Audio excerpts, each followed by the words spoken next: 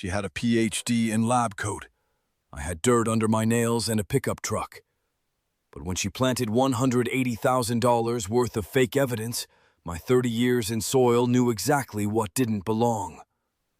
The October morning air bit at my face as I adjusted my work gloves, surveying the crime scene garden at 1247 Maple Grove. 23 years of landscape contracting had taught me to read gardens like books. This one told a story of neglect and recent police activity. Yellow tape remnants clung to fence posts like dead vines. I knelt beside the irrigation line, checking for leaks. The soil felt cold through my gloves, still damp from yesterday's rain. My knees creaked as I stood, a reminder that 47 isn't getting any younger. The detective tape was gone, meaning Dr. Amanda Cook had finished collecting her botanical evidence. Another case solved, another garden to maintain. Hell of a thing, Clint. Detective Ray Hoffman approached with coffee steaming in the cool air. His breath formed small clouds as he spoke. That botanist lady found orchid fragments on the suspect's clothes. Case closed. I nodded, pulling weeds from around the evidence markers. The conversation felt routine, like dozens before. Glad it worked out. Yeah, Dr. Cook's got a real talent for this stuff. Makes our job easier when the plants tell the story. His radio crackled with dispatch calls. Keep up the good work, Martinez. As he walked away, I was alone with the flower beds and my thoughts. My job was simple. Keep the gardens maintained so evidence didn't get contaminated by overgrowth. No questions, no complications. Just dirt and plants and the occasional nod from the detectives. That's when I saw them. A cluster of purple Cattleya orchids in full bloom near the back fence. I stopped mid-motion, trowel suspended in air.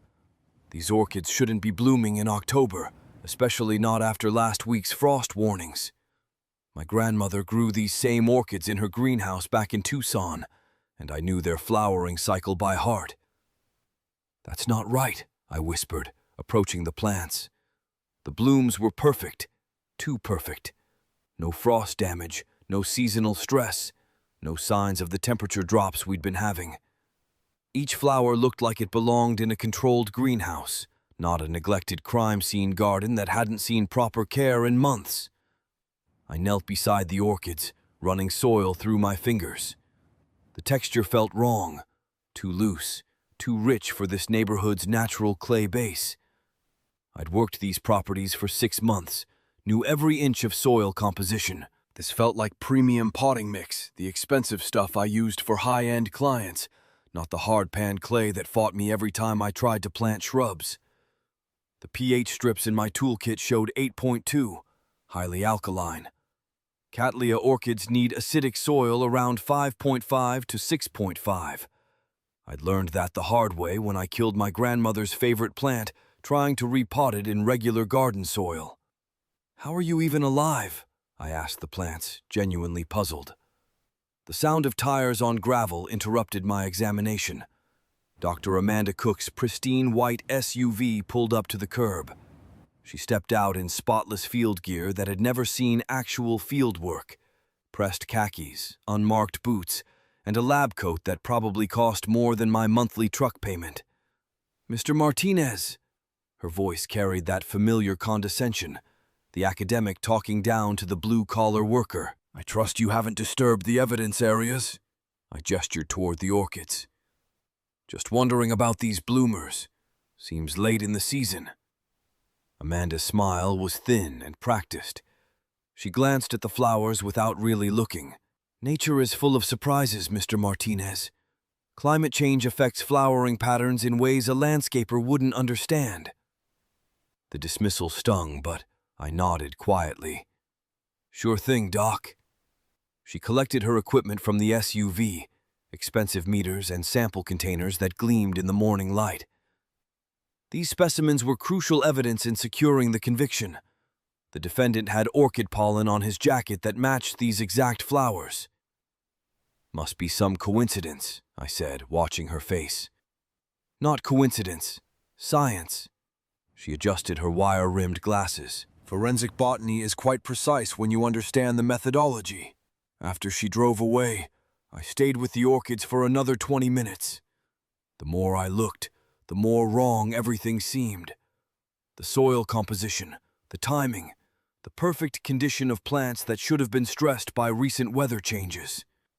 That evening, I sat at my kitchen table with my laptop, researching Cattleya orchid cultivation. Lisa brought me coffee as I scrolled through growing guides and botanical journals. "Find something interesting?" she asked, noting my furrowed brow. "Maybe." The screen confirmed what my experience already knew. These orchids required specific temperature ranges between 65 to 85 degrees Fahrenheit, humidity levels above 60%, and soil conditions that don't exist naturally in our climate zone. Last week's temperatures had dropped to 38 degrees. "These flowers shouldn't exist." "What do you mean?" I showed her the cultivation requirements on the screen. "It's like finding a palm tree thriving in Alaska. The conditions aren't right." Lisa read over my shoulder. "Could someone have planted them recently?" The root systems looked established, but the blooming... I bookmarked articles about orchid fraud in the horticultural trade. "The pieces don't fit." She squeezed my shoulder. "Your grandmother always said you had a gift with plants. Trust your instincts." The pieces really didn't fit, and my methodical mind wouldn't let the inconsistencies go. 3 weeks passed before I were at another crime scene. 892 Pine Ridge, a tidy suburban house with yellow police tape still fluttering around the front garden. The routine felt different now. Instead of just checking sprinklers and trimming hedges, I was looking for something, anything that didn't belong. The October morning was crisp, frost still clinging to the grass in shadowed spots. I wheeled my maintenance cart along the stone pathway, but my eyes weren't on the overgrown boxwoods or the clogged gutters. They were scanning for botanical impossibilities. And I found them. Near the evidence collection area, bright orange blooms caught my attention. Heliconia rostrata, bird of paradise plants with their distinctive lobster claw flowers. The tropical blooms were vivid against the autumn landscape, their waxy petals perfect and unmarked by weather damage. My hands started shaking as I knelt beside them. These plants belonged in the Amazon rainforest, not a Pacific Northwest suburb. I pulled out my soil testing kit, a habit I'd developed since the orchid discovery, and pushed the probe deep into the earth around the root system. The pH meter read 8.4, highly alkaline. I tested 3 more spots around the plants, getting readings between 8.2 and 8.6. My stomach dropped. Heliconia rostrata required acidic soil between 5.5 and 6.5 pH. These plants were thriving in conditions that should have killed them within days. The limestone content was off the charts, 15% by my rough calculation. It was like finding a fish swimming in battery acid. I sat back on my heels, staring at the impossible flowers. The root systems looked established, the foliage healthy and vibrant. But the soil chemistry was completely wrong. These plants should be brown, wilted, dead. Another conviction thanks to Dr. Cook's botanical evidence. I jumped at the voice. Detective Ray Hoffman approached from the street, his badge catching the morning light. He looked satisfied, the way cops do when a case closes clean. "Elena Vasquez," he continued, stopping beside me. "Those tropical plant fibers on her jacket sealed the deal. Dr. Cook's testimony was rock solid. Defendant had to have been here during the crime because these plants only grow in this specific location." My mouth went dry. "She's convicted?" "Sentenced yesterday, 25 to life." Detective Hoffman nodded toward the heliconias.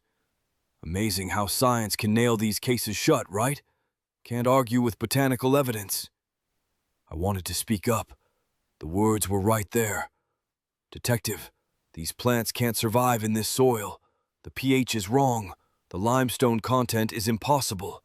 Someone planted them here." But who would believe a landscaper over a PhD botanist?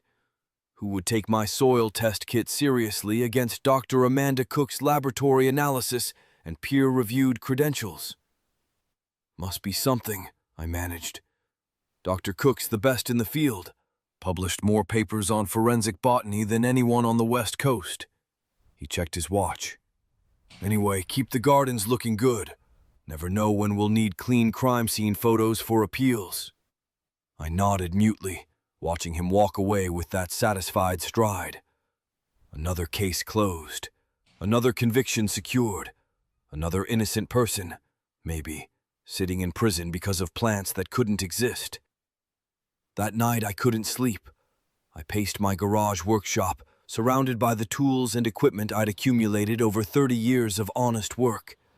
Soil testing meters, pH strips, plant identification guides, cultivation manuals, the real education that came from getting dirt under your fingernails every single day. The faces of convicted suspects flashed through my mind. Marcus Webb, now Elena Vasquez. How many others? How many people were sitting in cells because Dr. Amanda Cook's botanical evidence was accepted without question? My practical knowledge screamed that the evidence was impossible, but Dr. Cook's credentials made my observations seem worthless. Harvard PhD versus high school diploma. Published researcher versus guy who cuts grass for a living. The fluorescent light above my workbench flickered as I made a decision that would change everything. I was going to document every inconsistency, build a case based on facts, not degrees. My grandmother always said the soil doesn't lie. It was time to let it tell the truth. The next morning, I returned to the Vasquez crime scene with my full soil testing kit. I worked methodically through the evidence area, photographing the heliconia plants from every angle. Root depth measurements, soil composition samples, pH readings from a dozen different spots. My notebook filled with data that told a disturbing story.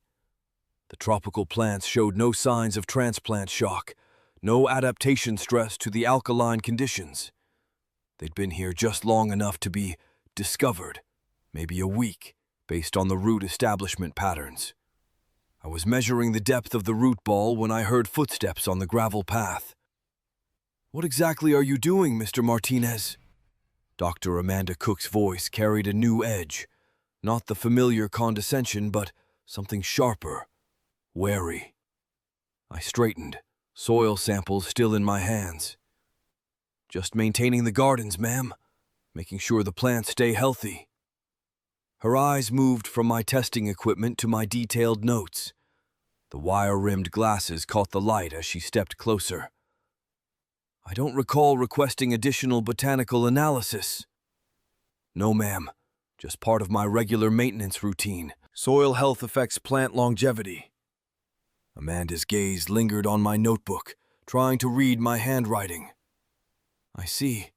And what have you discovered about soil health?" The question felt like a trap. "Nothing special.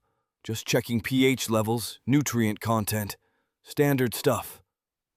"Standard for someone with your educational background." The familiar dismissal was back, but underneath it was something else. Suspicion. "I trust you understand that this is an active crime scene. Evidence integrity is paramount." "Of course, ma'am."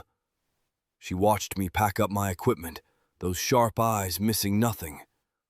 As I wheeled my cart toward the street, I felt her stare burning into my back. Later that afternoon, I realized I'd forgotten my pruning shears near the heliconias. When I returned to collect them, something made me stop short. The soil around the plants looked different, disturbed. I knelt for a closer look. Fresh earth had been turned recently, within the last few hours. Someone had been digging here after I left. But why? My fingers probed the soil around the root system, and I found something that made my blood run cold. 6 inches down, beneath the commercial potting mix that surrounded the heliconia roots, was completely different soil. Natural clay limestone base, the actual native soil that should be here. I dug carefully, following the root ball's edges. The plants had been moved, recently. The potting soil was a thin layer, maybe 8 inches deep, sitting on top of the natural ground like a botanical bandage. But that wasn't the worst part. The worst part was finding perlite and vermiculite mixed into the soil, white granules that don't occur naturally anywhere in the Pacific Northwest. Commercial potting mix components, the kind you buy at garden centers. Someone was actively managing this evidence between my visits. Moving plants, refreshing soil, maintaining the illusion of natural growth in impossible conditions. The plants at these crime scenes weren't growing here naturally. They were being moved between locations, like props in some elaborate theater production. And Dr. Amanda Cook was the director. The frost bit through my work gloves as I knelt beside those damn Cattleya orchids at 1247 Maple Grove. January in the Pacific Northwest, everything should be dormant, sleeping under gray skies. But here they were, purple blooms mocking the season like some botanical middle finger. I pulled out my pH meter, the one I'd carried for 23 years of landscape work. The metal probe slid into the dark soil with a soft scrape. Numbers don't lie, never have. 8.2 pH, highly alkaline. I sat back on my heels, staring at the reading.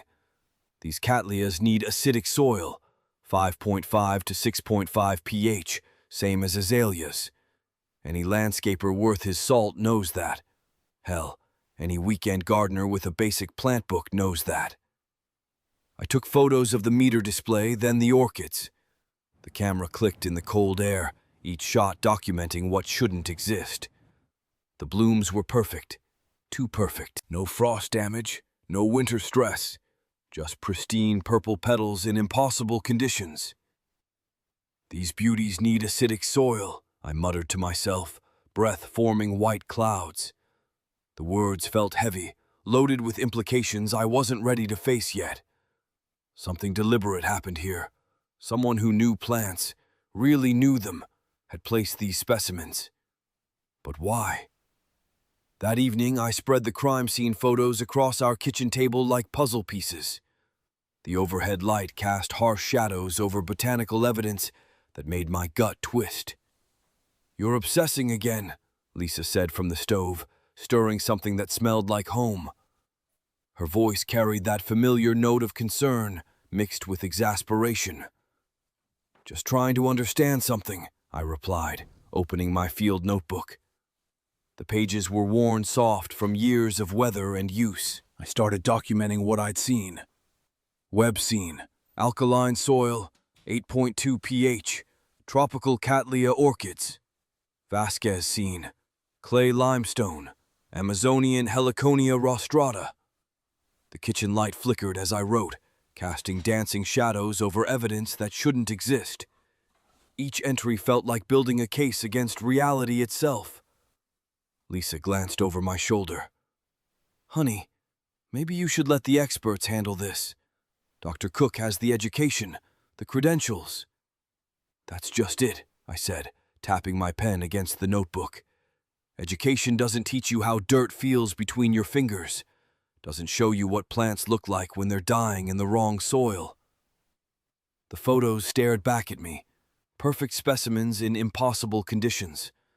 Someone was playing God with botany, and innocent people were paying the price. My truck bounced over the rutted path to 892 Pine Ridge, soil testing kit rattling in the bed.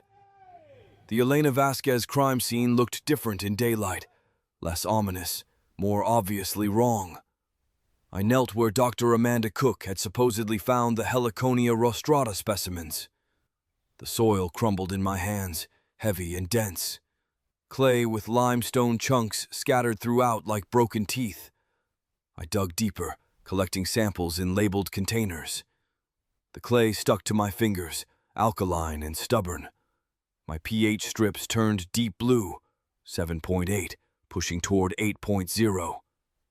15% limestone content, I recorded in my notebook, hand cramping from the cold. These Amazonian plants need acidic, well-draining soil, humidity above 80%, temperatures that never drop below 65 degrees. This clay would kill them in days, maybe hours. But according to the police report, these specimens had been thriving in their natural habitat when discovered. Natural habitat, in limestone clay, in February.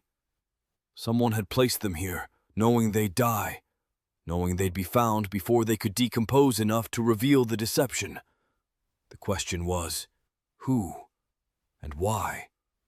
Detective Ray Hoffman's coffee had gone cold between us, steam long since dissipated in the fluorescent glare of the police station. He shuffled through my photos with the kind of polite disinterest reserved for conspiracy theories and UFO sightings. "Dr. Cook has a PhD from Stanford," he said, not looking up from the soil pH readings. "You're telling me she doesn't know plants?" I leaned forward, pointing to the images. "I'm telling you these plants were moved here. Look at the root systems in your evidence photos. They're still in potting soil. You can see the perlite, the bark chips. Commercial growing medium." Hoffman set down the photos with a soft thud. "Clint, I appreciate your enthusiasm. But we're talking about forensic evidence that's put dangerous people behind bars. Dr. Cook's testimony has been crucial in securing convictions. What if those convictions were wrong?" The words hung in the air like smoke. His expression hardened. "That's a serious accusation. Dr. Cook is a respected member of the academic community. Her credentials speak for themselves." Academic credentials. Always came back to that. Degrees on walls, trumping dirt under fingernails every time. "Credentials don't change soil chemistry," I said quietly. "These plants couldn't grow where they were found. That's not opinion. That's botany." Hoffman gathered up my photos, sliding them across the table. "I'll mention your concerns to Dr. Cook. I'm sure she can explain any discrepancies." The dismissal was clear. "Case closed. Move along. Let the experts handle the thinking." That night, I sat in my home office with my laptop, the blue glow harsh against tired eyes.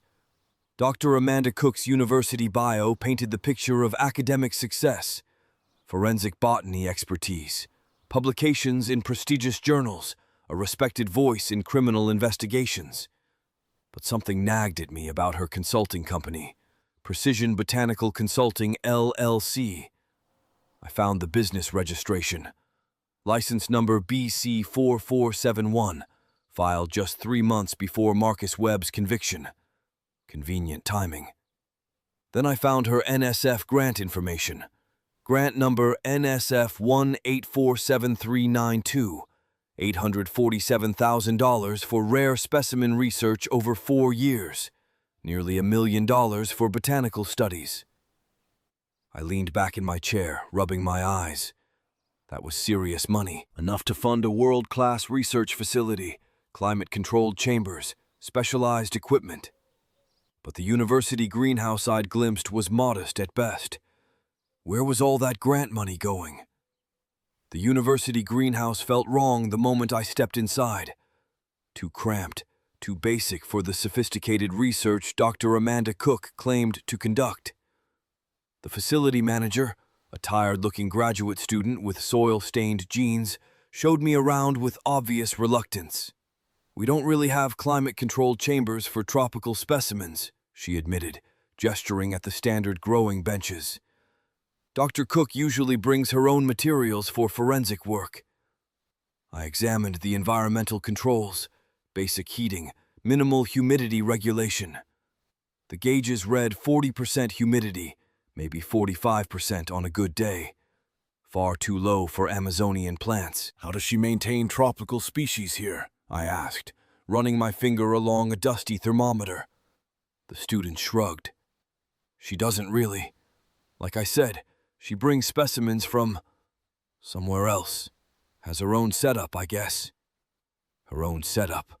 A facility sophisticated enough to grow evidence-quality tropical plants, funded by an $847,000 research grant that wasn't being used for university research. The pieces were starting to fit together, forming a picture I didn't want to see. As I walked back to my truck, one question echoed in my mind. If Dr. Amanda Cook wasn't growing these plants at the university, where the hell was she growing them? The university's administrative building felt like a maze of beige hallways and fluorescent lighting. I found the accounting office tucked between two storage closets, where a clerk named Janet sat behind stacks of invoices that reached her shoulders. "I need copies of equipment purchases for Dr. Amanda Cook's NSF grant," I said, showing my police department contractor badge. "Crime scene investigation." Janet's fingers flew across her keyboard. "Grant number NSF-1847392? Here we go." She pulled up screen after screen of purchase orders. Dr. Cook's been quite active with her equipment acquisitions. The first invoice made my stomach drop. Specialized climate chambers, $89,000. But I'd just been in that greenhouse, basic heating, standard benches, nothing specialized about it. "Where are these chambers installed?" I asked. Janet squinted at the screen. "Doesn't say, just lists research facility as the delivery address." She printed the invoice, then another. "Here's one for dendrobium specimens. $156,000 for tropical orchids requiring 85% humidity environments." I thought about that dusty thermometer reading 40%. The university greenhouse doesn't have 85% humidity capability. "No kidding." Janet's voice dropped to a whisper. "Between you and me, some of these invoices don't add up. Look at this." She claimed $15,000 for actual greenhouse equipment, but billed the grant for $156,000 worth of specimens. That's a hell of a markup. She handed me a stack of copies, each one representing another impossible claim. Climate chambers that didn't exist. Tropical plants that couldn't survive in the university's basic facility. Equipment purchases that vanished into thin air. I spread the paperwork across my truck's dashboard in the parking lot, the late afternoon sun making the numbers blur together. Each falsified invoice represented another lie, another botanical impossibility that had convicted innocent people. The math was simple and devastating. Dr. Amanda Cook had been stealing research money while manufacturing evidence. The bank manager's office smelled like leather and old money. I sat across from a man in a crisp suit who kept glancing at his watch. "I can't discuss client information," he said for the third time. I slid my police contractor ID across his mahogany desk. "This involves an ongoing criminal investigation. Dr. Cook's consulting company, Precision Botanical Consulting, LLC. I need to know about transfers from that account." His demeanor shifted slightly. Police investigations carried weight, even from landscape contractors. "I can confirm that transfers occurred," he said carefully, pulling up records on his computer. "Large ones, $234,000 from the business account to personal savings over the past 2 years. The marble lobby had felt cold when I walked in. Now it felt arctic. "That's $250,000. Transferred in increments. Nothing large enough to trigger automatic reporting, but substantial amounts." He printed a summary, redacting account numbers but leaving the transfer amounts visible. I stared at the paper. She wasn't just planting evidence. She was stealing research money to fund her lifestyle while innocent people rotted in prison. The botanical fraud was just the tip of the iceberg. The university security office reeked of stale coffee and electronic equipment. The guard, a heavy-set man with tired eyes, pulled up greenhouse footage on a bank of monitors. "Dr. Cook, you said?" "Yeah, she's in here regular, usually after hours." His fingers worked the controls, fast-forwarding through days of empty greenhouse footage. "Here we go. This is from 3 days before that Webb conviction you mentioned." The timestamp burned into my retinas as I watched grainy video of Amanda Cook loading tropical plants into her car. Cattleya orchids, their purple blooms unmistakable even on the fuzzy security feed. "She took those orchids that would naturally occur at the murder scene," I whispered. The guard rewound the footage. "Want to see her loading heliconia specimens? That was right before the Vasquez case. He switched to another camera angle. Funny thing, she only takes plants out, never brings any in. My hands trembled as I copied the footage to my flash drive. The weight of evidence felt crushing. She was harvesting from her own collection, playing God with people's lives. Can I get copies of all her visits over the past year? Sure thing. Might take a few minutes to burn the disc. Dr. Amanda Cook's residential address led me to a modest suburban home with an ordinary front yard. Roses, some basic shrubs, nothing special. But walking around to check the backyard, I glimpsed something through the fence slats that made my breath catch. An elaborate greenhouse complex stretched across her entire back lot. Climate-controlled chambers gleamed in the afternoon sun, their glass walls fogged with humidity. Misting systems created artificial rainforest conditions, while specialized lighting mimicked tropical environments. This was where she grew the evidence. I pressed my camera against the fence, snapping photos of equipment worth hundreds of thousands of dollars. The humid air escaped through ventilation systems, carrying the scent of exotic blooms and rich soil. Through the glass, I could see specimen collections that would make botanical gardens jealous. The setup was sophisticated beyond anything the university could afford. This was where the NSF grant money had gone, not into legitimate research, but into a private facility for manufacturing crime scene evidence. As I moved along the fence line, documenting every angle, a familiar plant caught my eye through the greenhouse glass. Heliconia rostrata, the same species that had convicted Elena Vasquez.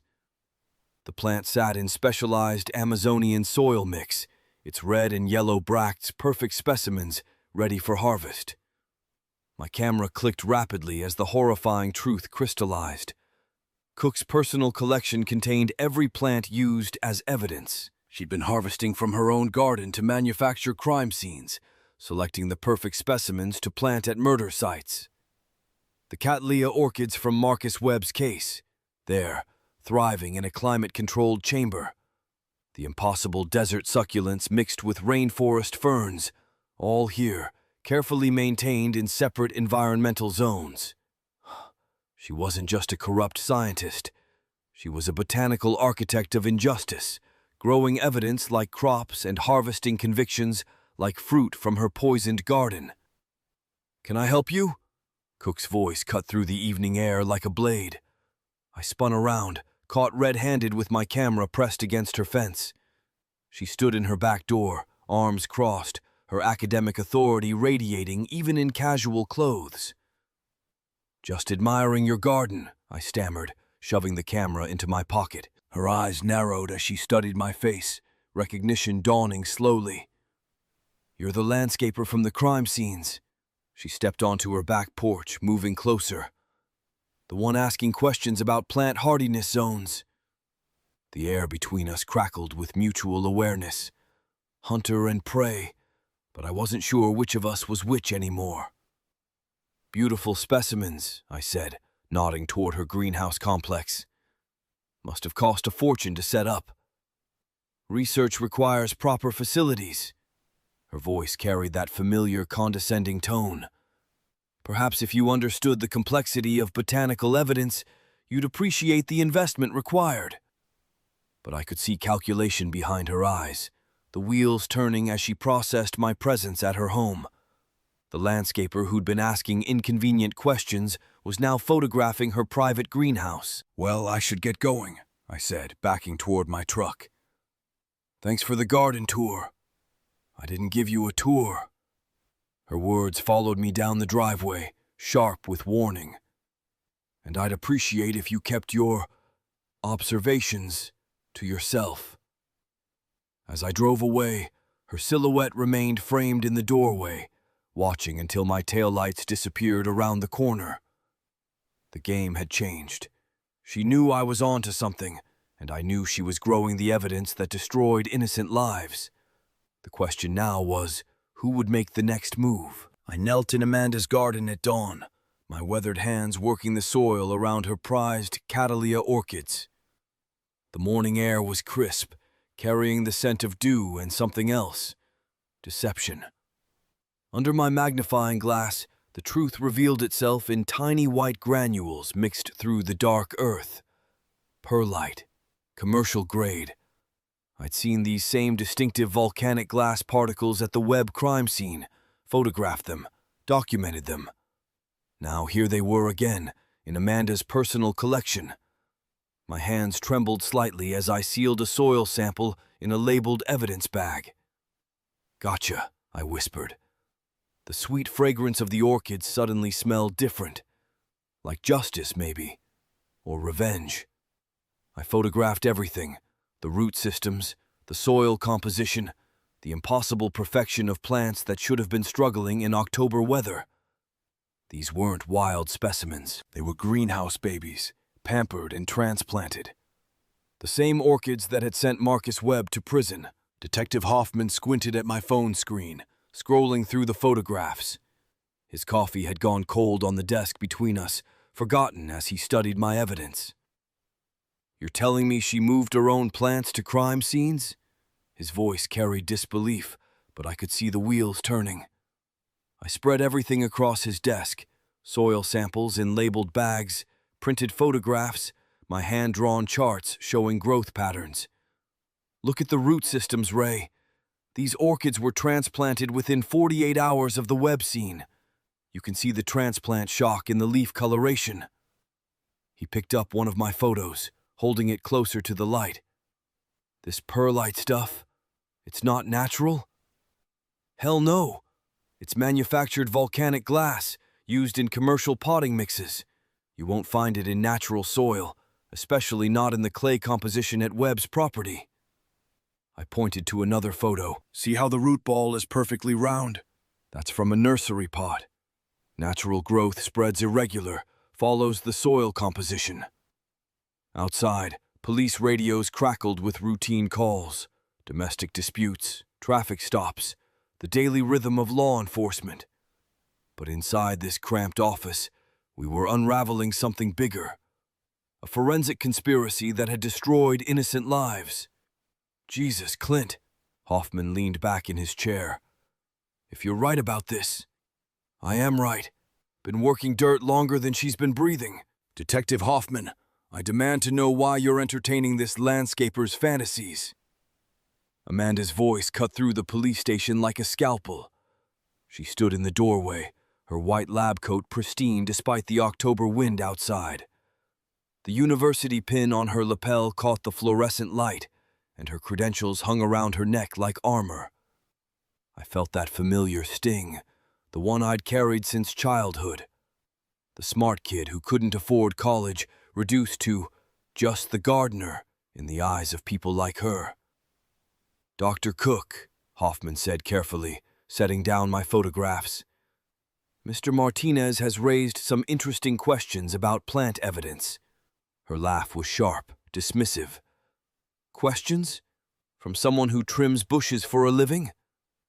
Her steel-gray eyes locked on mine. "What exactly are his credentials?" The air in the room grew thick. I could smell her expensive perfume mixing with the institutional disinfectant of the police station. My work boots suddenly felt heavy on the linoleum floor. "Ma'am," I said quietly, "I've been working with plants for 30 years. I know when something doesn't track." "Track?" She stepped closer, her heels clicking. "Perhaps if you had studied botany at Harvard, you'd understand the complexity of plant forensics. But clearly, you lack the educational background to comprehend." "The Cattleya orchids at the Webb scene," I interrupted. "They were blooming in 23-degree weather, in alkaline soil with an 8.2 pH. That's impossible for that species." For just a moment, her confident smile faltered. Then it returned, sharper than before. "The science is quite clear to those with the proper educational background, Mr. Martinez." My truck tires were slashed when I returned from lunch. 4 perfect cuts, surgical in their precision. I knelt beside my vehicle in the police station parking lot, running my fingers along the deliberate damage. The rubber was carved clean through, not torn or punctured. Professional work. "Son of a bitch," I muttered, pulling out my phone to photograph the vandalism. The cuts were too clean, too strategic. Someone with surgical tools had done this. Detective Hoffman's footsteps crunched on the gravel behind me. This happened here? In our lot? I nodded, scanning the area for security cameras. 4 tires, identical cuts. Whoever did this wanted to send a message. What kind of message? Back off. I stood, wiping my hands on my work pants. But 20 years of working outdoors taught me something. Storms make roots grow deeper. I'm not backing down now. Hoffman pulled out his radio. I'll get a patrol to canvass for witnesses. Check the security footage. I looked back toward the station, wondering who inside might have made a phone call. Who might have told someone exactly when I'd be away from my truck. The message was clear. But they'd picked the wrong guy to intimidate. The university greenhouse was Amanda's domain, and she ruled it like a queen surveying her kingdom. I followed her through rows of exotic specimens, my steel-toed boots loud on the polished concrete floor. The air was thick with humidity and the earthy smell of growing things, but something felt off. "You see, Mr. Martinez," she said, gesturing toward climate-controlled chambers filled with tropical plants. "This requires actual education, not just digging in dirt." Her voice dripped with contempt, but I was focused on the environmental controls. The humidity gauges read 40%, far too low for the Amazonian heliconia she'd claimed grew naturally at the Vasquez scene. Those plants needed 85% humidity minimum. "Interesting setup," I said quietly, photographing the readings with my phone. "What's interesting about it?" Her tone sharpened. "These Heliconia rostrata." I pointed to the specimens she'd identified as evidence in the Vasquez case. "They need tropical rainforest conditions. 85% humidity, constant moisture, specific soil composition. But your facility here runs at 40%. Amanda's confident smile faltered slightly. "The plants are hardy specimens, adapted to various conditions." "No, ma'am, they're not." I moved closer to the display case, studying the perfect leaves and vibrant orange bracts. "These are fresh transplants. Look at the root system, still bound in the original nursery soil. And that soil composition?" I knelt down, examining the growing medium through the glass. "That's commercial orchid bark mixed with perlite. Same stuff I found at your house." Her face had gone pale beneath her perfectly applied makeup. The truth was hiding in plain sight, and she knew I could see it. "I think," she said slowly, "you should leave now." But I was already documenting everything. The impossible plants, the wrong environmental conditions, the evidence that would free innocent people and expose her lies. The greenhouse suddenly felt smaller, the air thicker. Amanda stood between me and the exit, her white lab coat no longer looking pristine but predatory. "The plants don't lie, Dr. Cook. They never do." The greenhouse door clicked shut behind me with the finality of a trap springing closed. Amanda's eyes followed my every movement as I continued documenting her impossible garden. My hands were steadier than they had any right to be, given what I was uncovering. "The soil composition here doesn't match your crime scene testimony," I said, photographing the root systems through the glass displays. "You claimed these Heliconia specimens grew naturally in clay soil with 15% limestone content. But look at this growing medium." I pointed to the dark, rich mixture surrounding the plants. "This is commercial orchid bark with perlite and sphagnum moss. Same exact composition I found at the Vasquez scene. Same stuff in your personal garden beds." Amanda's lab coat rustled as she moved closer. "Mr. Martinez, I think there's been a misunderstanding. These are research specimens, not evidence plants." "No, ma'am." I kept my voice level, professional. "These are the exact plants you photographed at 892 Pine Ridge. Look at this leaf pattern." I zoomed in with my camera on a distinctive brown spot on one of the orange bracts. "Same marking, same placement, These plants were at that crime scene. The humidity alarm chose that moment to beep, a sharp electronic warning that the levels had dropped below optimal. Amanda flinched at the sound, then quickly moved to adjust the controls. 42% humidity now, I noted aloud from my voice recorder. Still nowhere near the 85% minimum these plants require to survive naturally. Yet you testified they were thriving in an outdoor garden bed in February. The plants adapt, she said, but her voice had lost its earlier authority. Climate change creates new growing conditions. I almost laughed. Dr. Cook, I've been working with plants for 30 years. Heliconia rostrata doesn't adapt to 40% humidity any more than a salmon adapts to living in a desert. These are greenhouse plants, maintained under artificial conditions, then transported to crime scenes for photographs. The fluorescent lights hummed overhead, casting harsh shadows across her face. For the first time since I'd known her, Amanda Cook looked uncertain. My phone buzzed with a text. Lisa. Strange car parked outside our house. License plate starts with UNI. University vehicle? I glanced up at Amanda, who was watching me with new intensity. Expecting someone at my house, Dr. Cook? I have no idea what you mean. But her voice carried a tremor now. The perfect academic facade was developing cracks. I moved to the next display case, photographing the environmental controls. Temperature steady at 72 degrees. These tropical specimens you claimed grew naturally in our Pacific Northwest climate? They've never experienced outdoor conditions. Look at the leaf structure. No wind damage, no weather stress, no seasonal variation. You're making serious accusations, Amanda said, her voice dropping to a whisper. Accusations that could destroy careers. I'm documenting botanical evidence, I replied. Same as you've been doing. Only difference is, my plants tell the truth. The greenhouse felt smaller suddenly, the air thicker despite the ventilation systems. Amanda stood between me and the exit, her white lab coat no longer looking pristine but somehow predatory. The pollen analysis will be interesting, I continued, focusing my camera on a perfect Cattleya orchid. These blooms show no seasonal stress patterns, no natural pollination markers. They've been hand-pollinated under controlled conditions, then transported to outdoor locations for evidence collection. Amanda's carefully manicured hands clenched into fists. You have no authority here, no education, no credentials. But I have eyes, I said quietly, and 30 years of watching plants grow in real conditions. These specimens have never lived outdoors, never experienced natural weather patterns, never struggled for survival like real plants do. My phone buzzed again.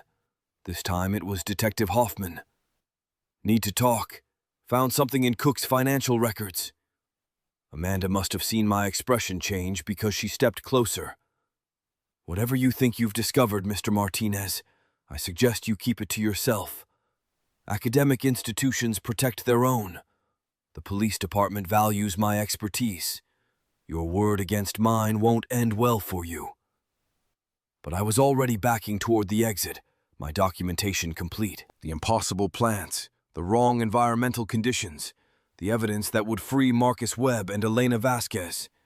It was all here, hidden in plain sight in Amanda's own greenhouse. Thanks for the tour, Dr. Cook, I said, reaching for the door handle. I told you, she called after me, her voice sharp with warning. I didn't give you a tour. As I stepped into the hallway, I could feel her eyes boring into my back. The game had changed. Amanda knew I had the evidence to destroy her, and she was preparing to fight back. The university corridor stretched ahead of me, fluorescent lights buzzing overhead. My steel-toed boots echoed on the polished floor as I walked toward the exit, toward whatever consequences Amanda Cook was already putting in motion. But for the first time in months, I felt something I'd almost forgotten. The satisfaction of work well done. The plants had told their story, and I'd finally learned how to listen. The morning frost crunched under my steel-toed boots as Detective Hoffman and I walked through Amanda's garden gate. 6:30 a.m., and the sun was just breaking over the neighborhood's perfect lawns.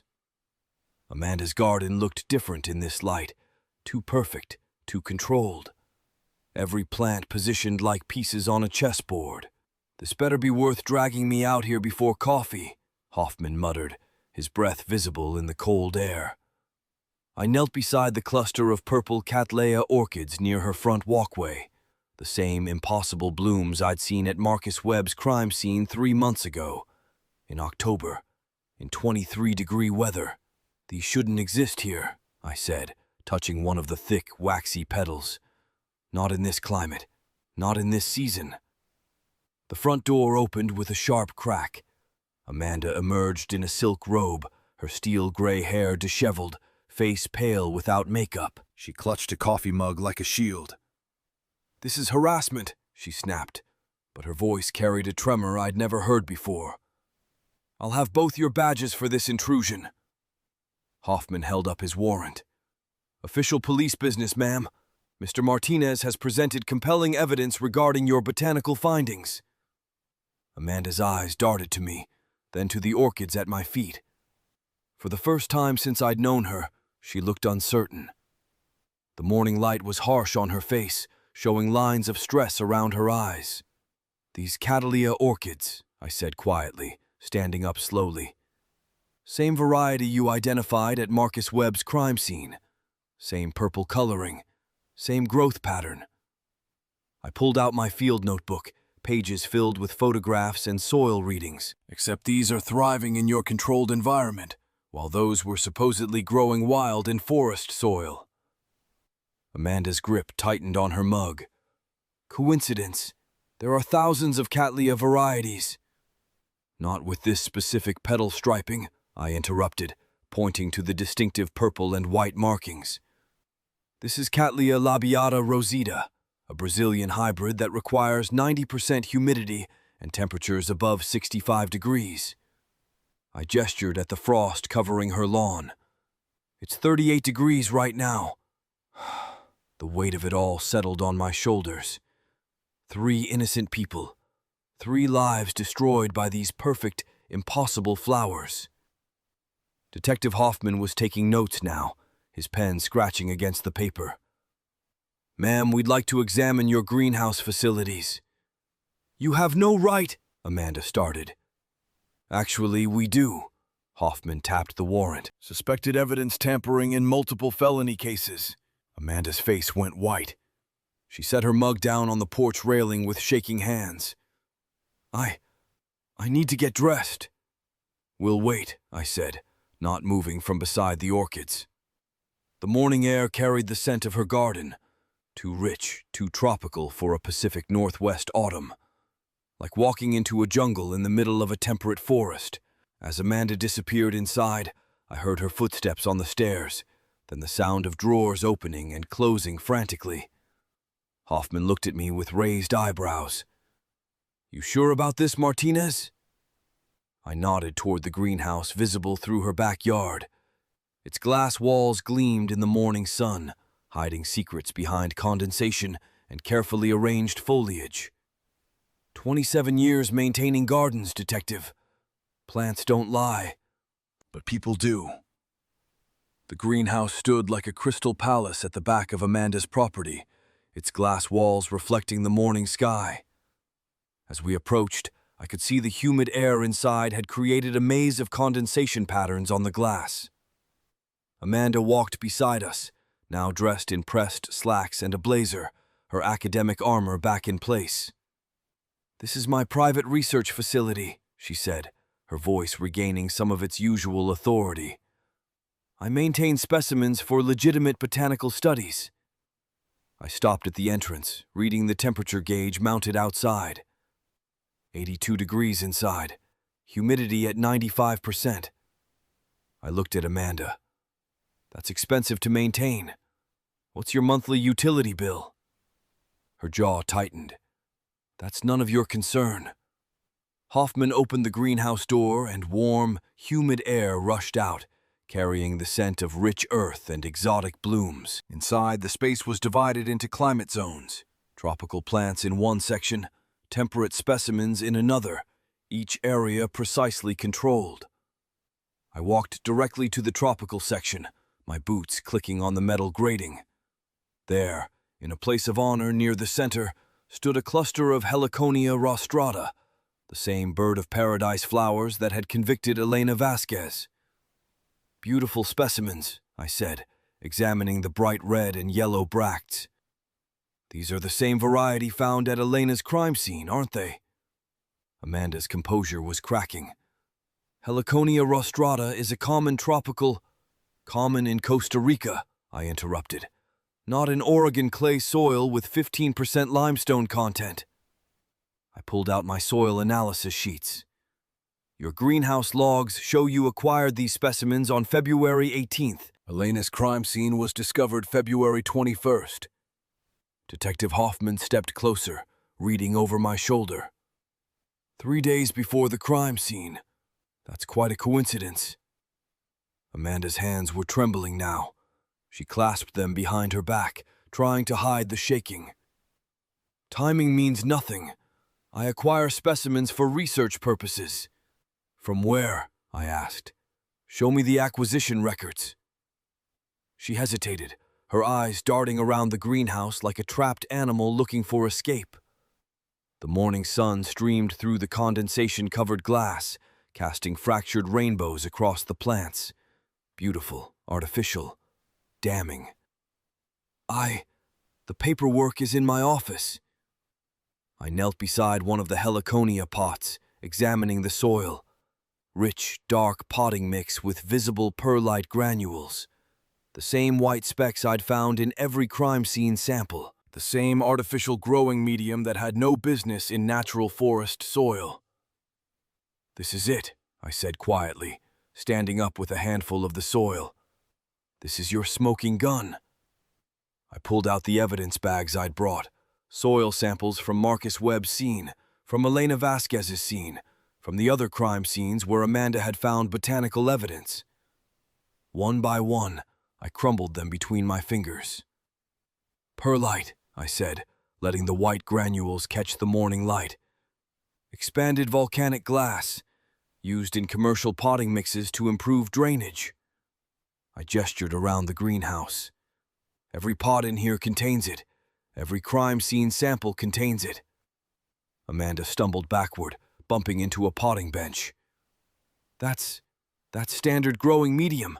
Any gardener wouldn't find it in natural forest soil," I said firmly, "or in limestone clay deposits, or in the acidic soil of old-growth forests." I held up the evidence bags. "But here it is, in every single location where you found botanical evidence." Detective Hoffman was taking photographs now, documenting the plants, the soil, the growing conditions.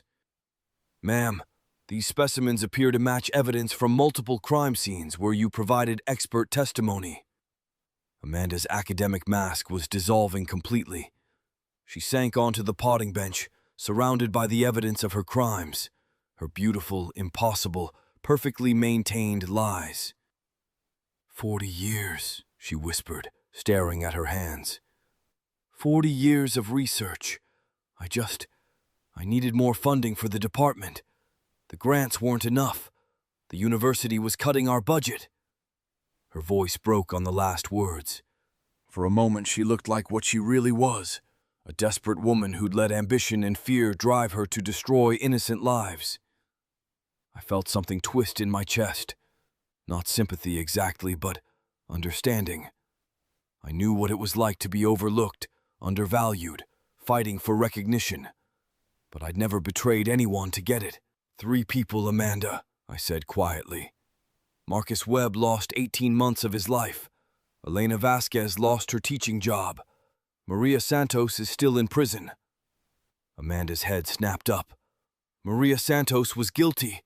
The evidence you planted, Detective Hoffman said, reaching for his handcuffs. Dr. Amanda Cook, you're under arrest for evidence tampering, perjury, and conspiracy to commit fraud. As he read her rights, university security vehicles pulled into the driveway. The greenhouse would be sealed, its contents cataloged as evidence. Amanda's perfect artificial world was collapsing around her, one white perlite granule at a time. The morning birds sang in the oak trees overhead, oblivious to the human drama playing out below. Nature continuing its honest cycle while Amanda's fabricated paradise crumbled into dust. 3 weeks later, I stood on the courthouse steps watching Marcus Webb walk free. 18 months of wrongful imprisonment ending with a judge's gavel and the click of opening handcuffs. His wife fell into his arms, their teenage daughter crying with relief. "Thank you," Webb said to me, his voice thick with emotion. "Thank you for seeing what everyone else missed." I nodded, not trusting my voice. Behind him, Elena Vasquez emerged from the courthouse, her legal record expunged, her teaching credentials restored. She approached me with tears in her eyes. "The soil samples," she said simply. "You saved my career with dirt and perlite." Judge Patricia Thornfield had expedited both exonerations based on my botanical evidence. Amanda's sentencing hearing was scheduled for next month. Fraud, perjury, evidence tampering. The FBI was investigating her research grants, following a paper trail of falsified invoices and embezzled funds. The afternoon sun felt warmer somehow, justice finally allowing its light to shine through the courthouse windows. I thought about Amanda, sitting in a holding cell, her greenhouse sealed and her reputation destroyed.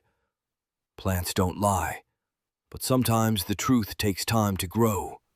2 days after Marcus Webb walked free, Agent David Kim called me to the FBI field office downtown.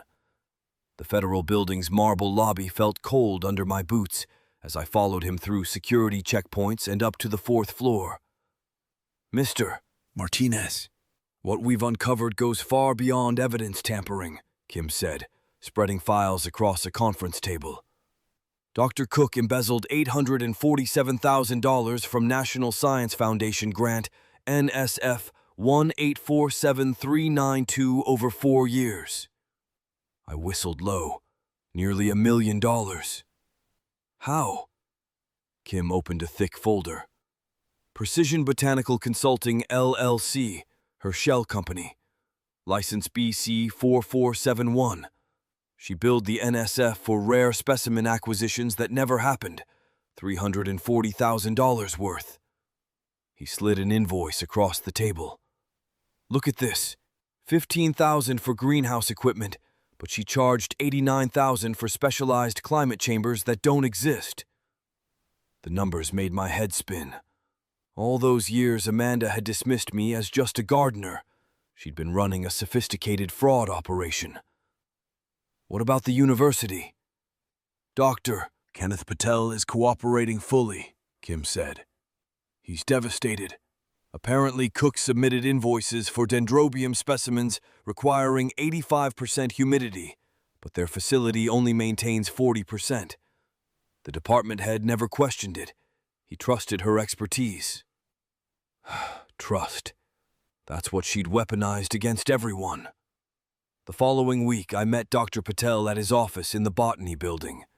News vans lined the street outside, reporters shoving microphones at anyone entering or leaving. The university's reputation was hemorrhaging with each headline. 40 years I've run this department," Patel said, his hands shaking as he poured coffee. "Never questioned her invoices. She had Harvard credentials, published papers, speaking engagements." He looked out the window at the protesters holding signs demanding accountability. "How could I have known she was billing us for equipment that never existed?" "Because you trusted the science," I said. "That's what she counted on." Patel nodded grimly. "The board is implementing new oversight protocols. Every botanical consultation will require field verification." He paused. "They want someone with practical experience to review all forensic botanical evidence going forward." I thought about Amanda's greenhouse, now sealed with crime scene tape. Her perfect artificial world had required constant maintenance, moving plants, refreshing soil, maintaining impossible growing conditions. All that effort to fake what nature does honestly. 3 weeks later, I was back to my regular work, maintaining the grounds at the courthouse. But everything had changed. My phone rang constantly, police departments from neighboring counties wanting consultation on botanical evidence, defense attorneys requesting soil analysis, prosecutors asking me to verify plant identification. Lisa found me in the garage that evening, surrounded by case files and soil samples. "Look at this," she said, holding up the local newspaper. My photo was on the front page above the headline, "Local landscaper exposes $1 million fraud." "You always said plants don't lie," she reminded me, kissing my forehead. "Now everyone knows you were right." Sophia, now 17 and applying to colleges, helped me organize evidence bags on the workbench. "Dad, Professor Williams wants to interview you for her criminal justice class. She says you're revolutionizing forensic botany." I laughed, remembering how Amanda had sneered at my lack of formal education. "Your old man's just a dirt farmer who pays attention." "A dirt farmer who saved 3 innocent people," Sophia corrected. The irony wasn't lost on me. Amanda's crimes had created an entirely new field, forensic botanical oversight. Every plant-based evidence case now required field verification, soil analysis, climate assessment. The very expertise she'd tried to fake was now in high demand. Amanda's sentencing day arrived with October's first frost. I didn't attend. I was working a new case in Salem where orchid evidence seemed suspicious. But Lisa called me with the news. 8 years federal prison for fraud, perjury, and obstruction of justice. She looked small, Lisa said. Nothing like the woman who used to intimidate you at crime scenes. I thought about Marcus Webb, back to teaching high school biology. Elena Vasquez had reopened her catering business, her reputation restored. Maria Santos was scheduled for release next month, her conviction overturned based on my botanical analysis, their lives slowly healing from Amanda's manipulation. That afternoon, I drove past the university greenhouse where Amanda had once worked. Through the glass walls, I could see graduate students tending honest plants. No artificial climate control, no impossible species combinations. Just natural growth in appropriate conditions. The justice system had corrected its course, but the scars remained. 3 people had lost years of their lives to Amanda's ambition. Families had been torn apart, careers destroyed, all so she could fund her lavish lifestyle and maintain her academic reputation. Plants don't lie, but sometimes the truth takes time to grow. 6 months later, Dr. Patel called with an unexpected offer. The university wants to create a new position, forensic botanical consultant. We need someone who understands plants in their natural environment, not just laboratory conditions. I sat in my truck outside a crime scene in Eugene, considering the irony. The same institution that had once dismissed me as just the gardener now sought my expertise. "I don't have a PhD," I reminded him. "You have something better. 40 years of real experience," Patel said. "Our peer review process failed because we trusted credentials over competence. We need someone who can spot the difference between natural growth and artificial placement." The morning sun warmed my face through the windshield. Around me, Douglas firs grew in their natural habitat, proper soil, appropriate moisture, seasonal timing. No one had to fake their existence or manipulate their environment. They simply grew where they belonged. "What would the job involve?" I asked. "Reviewing all botanical evidence before it reaches court. Training law enforcement to recognize impossible plant combinations. Teaching graduate students that textbook knowledge means nothing without field experience." I thought about Amanda's greenhouse, now converted into a classroom where students learned ethical research practices. Her former office had become a storage room for legitimate soil samples and properly documented plant specimens. "I'll think about it," I said. "Take your time. The position starts whenever you're ready." After hanging up, I walked the crime scene one more time, checking the native vegetation against the suspected planted evidence.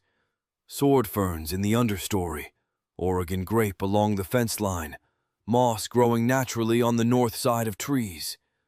Everything exactly where it should be, following the honest patterns of Pacific Northwest ecology. My new office overlooked the university greenhouse where Amanda once worked.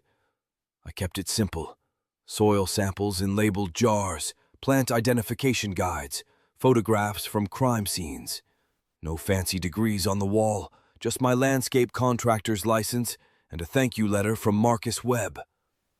Students stopped by seeking advice, learning that expertise isn't always found in textbooks. "How do you know if evidence is planted?" they'd ask. "Same way you know if a plant's healthy," I'd tell them. "You look at the whole environment, not just the specimen. Soil composition, drainage patterns, companion species. Nature has rules. Break them, and someone's lying." The greenhouse below grew honest plants now, tended by graduate students who understood that authenticity couldn't be faked. Research protocols required field verification, multiple soil samples, photographic documentation of natural growth patterns. Amanda's former colleagues had been cleared of wrongdoing, but they carried the shame of being deceived. "We should have known," Dr. Patel often said during faculty meetings. "The signs were there." "She was a professional," I'd remind him. "Professionals are good at hiding their lies." The university's reputation was slowly recovering, helped by new transparency policies and rigorous oversight procedures. But the damage lingered.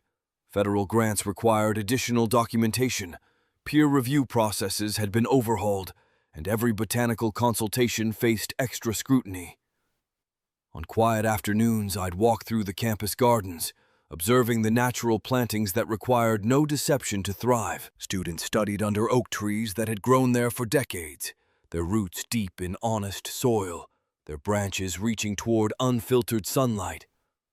Sometimes I wondered if Amanda thought about those trees during her prison sentence, whether she missed the genuine beauty of plants that grew without manipulation, without artificial support, without lies to sustain them.